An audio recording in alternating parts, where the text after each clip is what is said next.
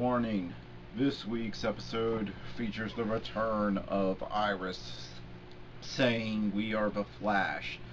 So if that's your trigger, consider yourself triggered.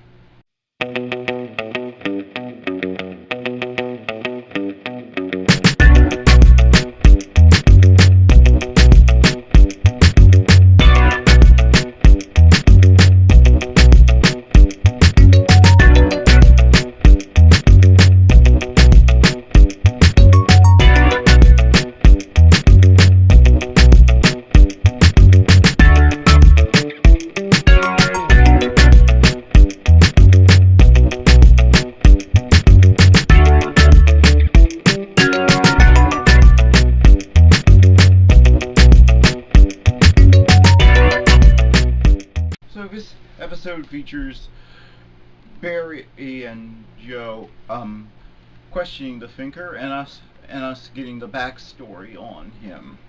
It turns out he and his wife were trying to make some sort of computer cap for getting answers about the universe or something. To tell you the truth, I'm not really sure on this point because the picture went in and out on my TV last night during that portion, so I didn't get to hear why they were trying to make Doc Brown a wireless version of Doc Brown's mind-reading helmet. But suffice it to say, he got hit by a lightning particle accelerator explosion, and and now his brain draws all the energy away from his body, so he can only live in a normal wheelchair so long before he starts to die, and that's why his wife made up the computerized wheelchair. His wife turns out to be he proves himself to be a cagey and dangerous foe, and something that we haven't seen before, but something that I actually was sort of writing about before I even knew who the Thinker was in my fan fiction, actually, which is somebody who through his computer skills and everything else figures out everything, including who the Flash is and everything else. But it turns out that he has all access to all information ever. If you, I guess this is news to you if you don't read the comics. Well, I just started reading a comic with him in it, so yeah. So that would include me. But anyway, but it turns out his wife seems just as dangerous and as cold as he is. However, nobody seems to believe Barry when he says that this is the guy, because he's a mild-mannered history professor in a wheelchair. And this is where the episode starts to fall apart. Now, in theory, I'm in favor of this episode. In theory. I'm in favor of Barry having to match wits with somebody and us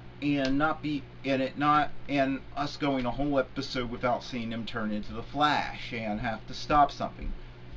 Credit to the writers and producers, they didn't shoehorn in their normal format by having a B or C list villain show up and him have to deal with them in a way. They let the focus totally be on developing the menace. So this episode is very good for that, developing the menace of our overall season villain. And we haven't actually seen them do an episode like this before on The Flash, so that part of this episode feels completely fresh. What doesn't feel fresh is everyone gouging Barry throughout the whole episode, and Barry does some stupid things. Barry is accused of obsessing over the guy, and when he shows up at one of his college lectures just to ask him a few more questions, they says are just to clear up a few things, and the Thinker shows up at the police precinct with his wife, and they accuse Barry of stalking and harassing them. He's warned to keep off by Captain Singh, And yeah, but of course he doesn't. And what happens next is literally the dumbest series of events we have ever seen from the Flash, and it doesn't even feel in character. First, Barry. Now, don't get me wrong. Barry is impulsive. Barry Allen on the show has been shown to be impulsive. So, yes, he will jump into things sometimes without thinking. That is completely in character. What happens next, though, is that I can't really explain. He finds the camera hidden in his. He finds the camera that was hidden in the samurai head that they've been being watched through this whole time. He then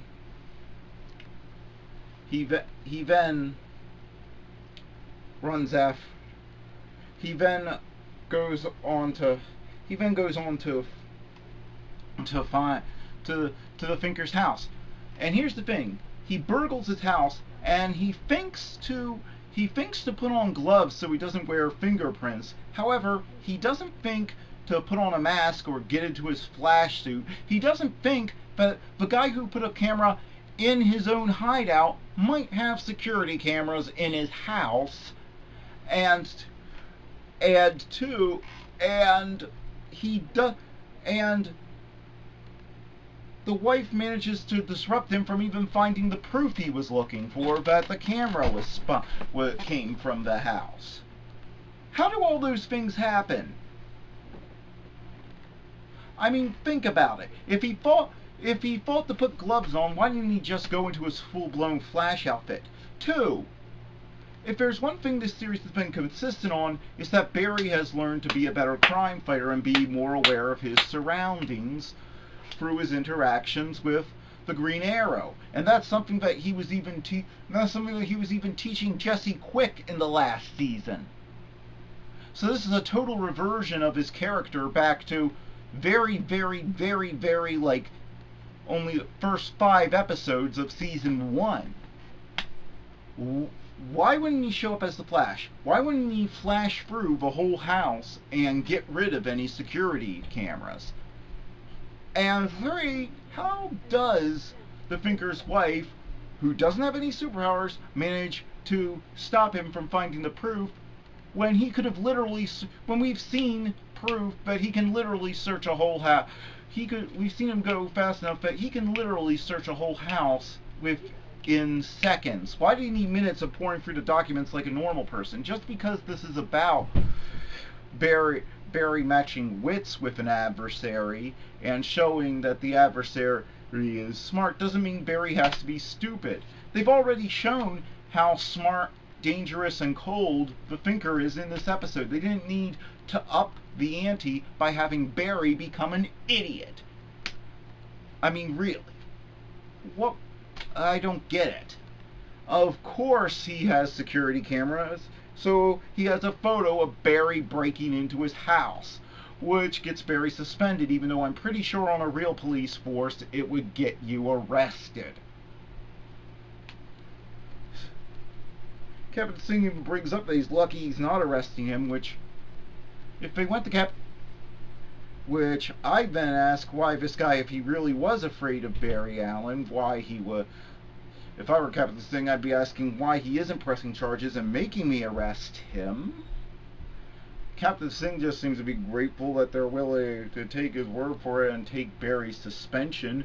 Barry then confronts the Thinker, and the Thinker reveals that he's prepared for every contingency because he knows all information. So, yeah, there isn't much they could do about that.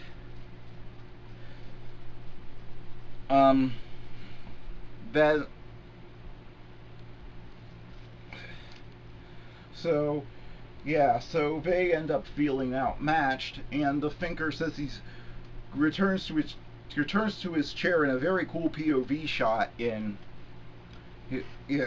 has a lot of power, to power his body because he's dying, and he says something like something called the Enlightenment is coming, and Barry Allen will be the first to feel it.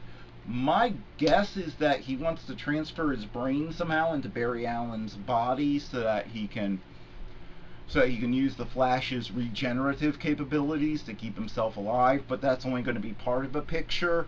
But that's my and that we're gonna have the Flash end up in some sort of Matrix-like world where his consciousness ends up, and him having to battle the Thinker in there. But that's just a guess on my part. Now to discuss the real Achilles heel of this episode. Here's the thing. When we first met Iris back at the beginning of the series, she was one of my favorite characters. She believed Barry when he said a man who was supposed to be dead was responsible for a robbery. She was the only person who believed him all those years when he said that his father didn't kill his mother and he saw something. She was in fact one person who always believed him. So why just before so we have that. Alright? Now here's the problem with the We Are the Flash thing. And it could have been easily fixed. It's presumptuous, and here's the thing. If the roles were reversed, and Barry tried to take credit for her writing a newspaper article, she would rightly jump down his throat, and so would the writers with the rest of the team telling Barry he screwed up, and he would have to say sorry for that. Even though Iris had no interest in being a reporter and was hating it every second until the Flash came around. The only reason she got noticed was because of the Flash, her stories about the Flash, and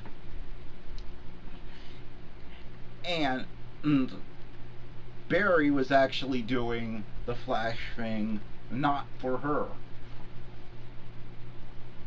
But still, alright, so her claiming we are the Flash is just odd, presumptuous, and makes her come off as full of herself. And they could have avoided all this just by, in the intro episode, both of them say it at some point, Barry says it second. If they had just flipped that around, it would have come off as sweet and reassuring and just a nice thing, because Barry's inviting her to help and inviting her to take some of the credit, and it's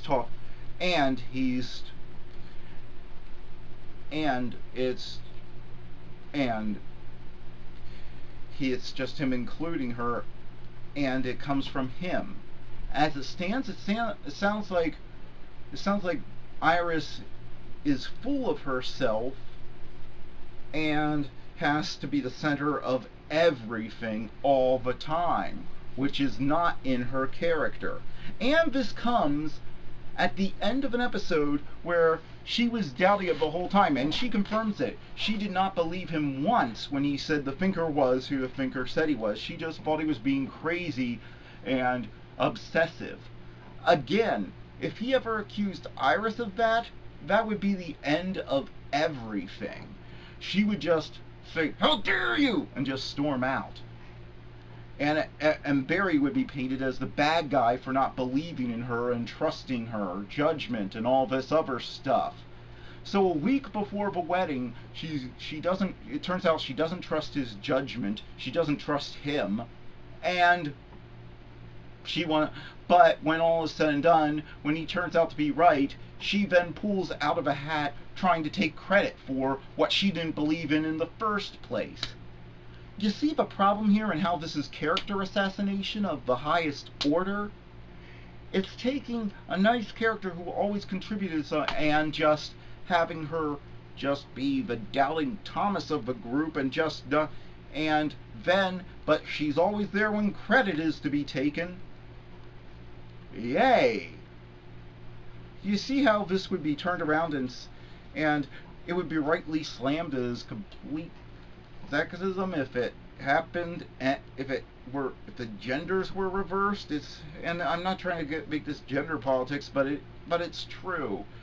It's like the Flash is becoming a sideshow in his own show, and it's all about Iris, who's now been transformed from a fully rounded character who contributes a lot to the team to Mary Sue of the Week, who just gets credit for everything even if she doesn't deserve it.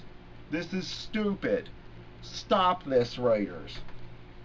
For that reason, despite some of the better moments, because of Barry's stupidity, because of Iris being more annoying than usual, this episode gets a 4 out of 10.